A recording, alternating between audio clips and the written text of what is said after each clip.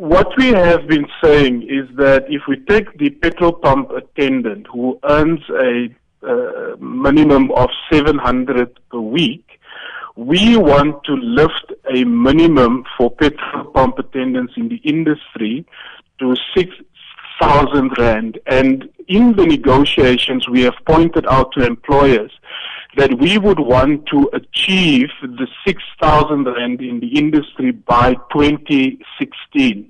And therefore, if we have a 3-year agreement, increments must be done such that by the time we get to August 2016, there would be a minimum of 6,000 Rand in the industry.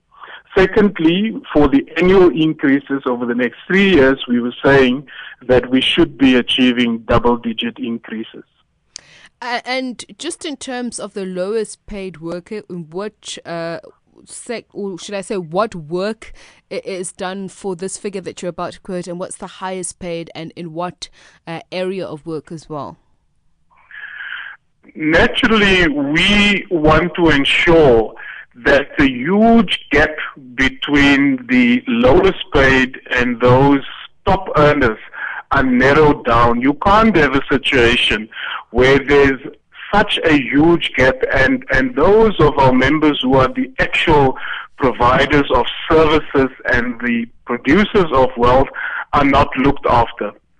And therefore we made the petrol pump attendant, as I said, who earns 700 Rand per week, the common denominator, so that the industry must look after what we think is a situation we can't tolerate of low pay.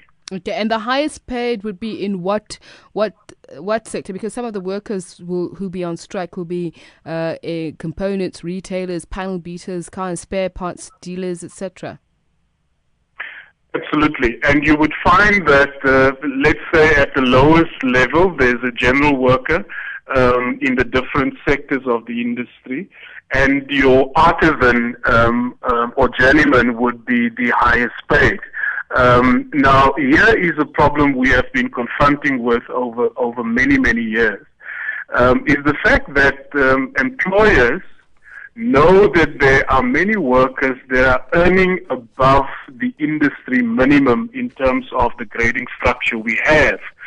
And if you were to apply a percentage increase like the RMI has offered us 5.6%, if you were to apply it on the minimum, your problem is that those who are above the minimum are not advantaged by such an increase. And therefore, part of what we are demanding is that the increases must be on actuals. And as I say, we are going on a strike now, which is indefinite, for a double-digit increase.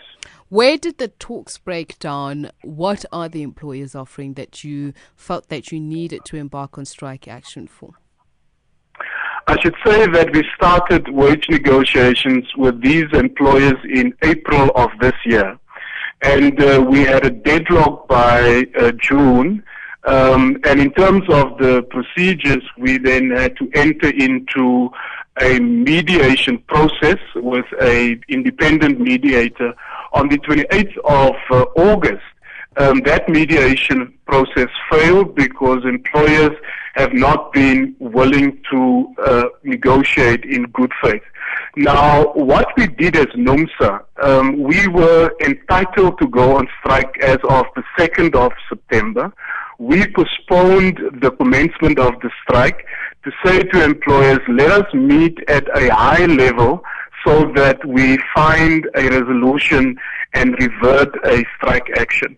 When we got to employers on the 5th, ready with a package proposal for settlement, they were more angry with us in terms of issuing a notice for strike action. And we said, look, it is clear that we can't continue talking all of the time. So we think that the employers have been reckless and irresponsible not exchanging settlement proposals.